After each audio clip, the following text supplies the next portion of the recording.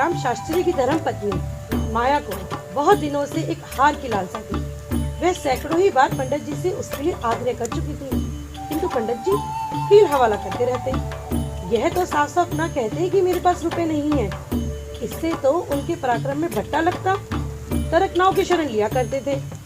गहनों से कोई लाभ नहीं। एक तो धातु अच्छी नहीं मिलती, ऊपर से सुनार रुपए के 8 आने कर देता है। और सबसे बड़ी बात, गहने घर में रखना चोरों को न्योता देना है। घड़ी भर के श्रृंगार के लिए इतनी पत्ती मोल लेना मूर्खों का काम है। बेचारी माया तर्क शास्त्र ना पढ़ी थी, इन युक्तियों के सामने निरुत्तर हो जाती। पड़ोसियों को देख देख के उसका जी ललचा करता, पर तू कहे किससे? यदि पंडित जी ज्यादा मेहनत करने योग्य होते तो यह मुश्किल आसान भी हो जाता, पर वे तो आलसी जीव थे। अधिकांश समय भोजन और विश्राम में ही व्यतीत करते थे। पत्नी की कटुक्तियाँ सुनना मंजूर है, लेकिन अपने विश्राम और निद्रा में तनिक भी कमी नहीं कर सकते। एक दिन पंडित जी पाठशाला से आए तो देखा माया के गले में सोने का हार विराज रहा है। हार की चमक से उसकी मुख ज्योति चमक उठी। ऐसा सुंदर उन्होंने उसे कभी न समझा।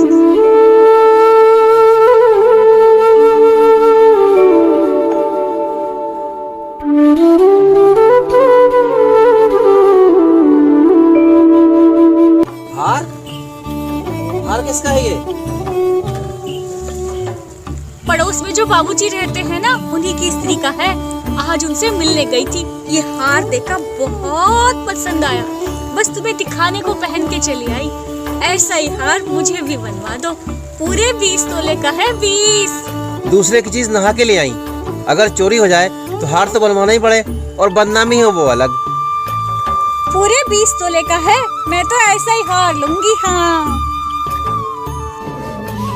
फिर वही जिद। जब सभी पहनती है तो मैं ही क्यों ना पहनूं? अगर सभी कुएं में गिर पड़ेंगे तो क्या तुम भी गिर पड़ोगी? अगर हार चोरी हो गया तो बदनामी तो होगी ही, बनवा कर भी देना पड़ेगा। हार वार की जिद छोड़ो और खाना खिलाओ।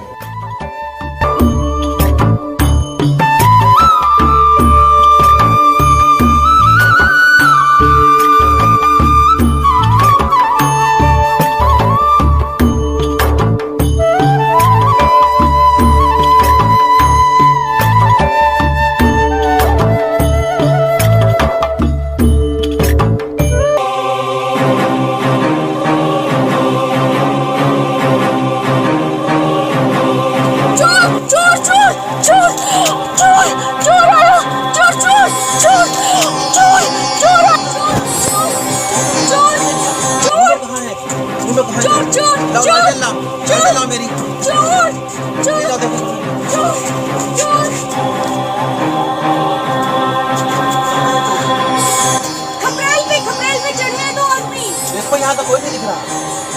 मैंने देखी, परछाई देखी। चोर चोर चोर! हाय राम, मुझे घसीटे लिए जा रहे थे। हाय चोर चोर! हार ही ले गया। हार? हार ले गए। मैंने सो गई थी, पड़ोसी का हार था। मुझे क्या पता था आज ये मुसीबत गले पड़ने वाली है। हे भगवान, मैं उन्हें क्या जवाब दूंगी? हार। तुमने हार उतार क्यों ना दिया था? अब हाय हाय करने से क्या फायदा? मैं क्या जानती थी आज ये मुसीबत गिर पड़ने वाली है। हे भगवान, मैं तो हुई है भागिन। अब हाय हाय करने से क्या फायदा? अब बैठकर अपने कर्मों को रो। इसीलिए कहा करता था, मुसीबत बताकर नहीं आती, समय कभी बदल सकता है। अब कर्मों को रो अपने बैठ करके। देखो और कुछ तो नहीं ले गया? सब कुछ पड़ा है, संदूक भी बंद पड़े हैं। ले जाना था तो कुएं को मेरी चीजें ले जाता, पराई अमानत ठहरी। अब पड़ोसन को क्या मुंह दिखाऊंगी मैं? कितना समझाया था मैंने, मगर मेरी बात तो मानती ही नहीं हो। बात बात पे निकल गए 600 रुपए। अब देखो भगवान कैसे लाज रखेंगे मेरी। मुझे क्या पता था, मुझे मेरे घर का तिनका तिनका ले जाते तो मुझे दुख ना होता। बेचारी ने नया ही बनवाया था, पूरे 20 तोले का था। खूब मालूम है 20 तोले का था। मेरी तो बधिया बैठ गई ना। कह देंगे चोरी हो गया। अब क्या उनके लिए चोरी करने जाएंगे? क्या वो हमारी जान ले लेंगी?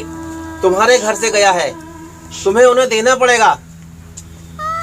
अब देखते हैं हम कैसे देंगे। लेकिन इतने रुपए आएंगे कहाँ से? कहीं ना कहीं से तो आएंगे ही, मगर की तुमने बड़ी भूल। मुझे काल ने घेरा था, नहीं तो घड़ी भर गले में डाल लेने से कौन सा बड़ा सुख मिल गया। मैं तो हूँ ही भागा भागन।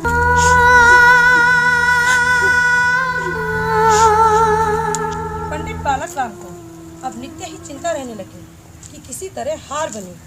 क्यों, अगर टाट उलट देते तो कोई बात नहीं थी, पड़ोसिन को तो संतोष करना ही पड़ा। ब्राह्मण से डांट कौन लेता? किंतु पंडित जी ब्राह्मण के गौरव को इतने सस्ते दामों में न बेचना चाहते थे। आलस्य छोड़कर धनोपार्जन में धनचित हो गए। 6 महीने तक उन्होंने दिन को रात, रात को रात नहीं जाना। दोपहर को सोना छोड़ दिया।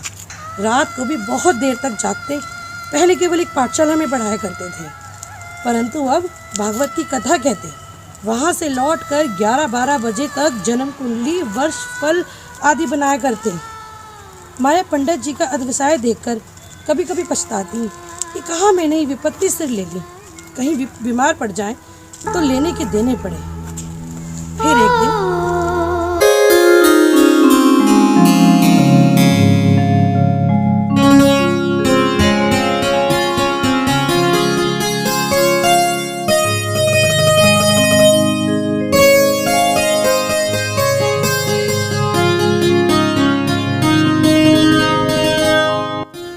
ये क्या है?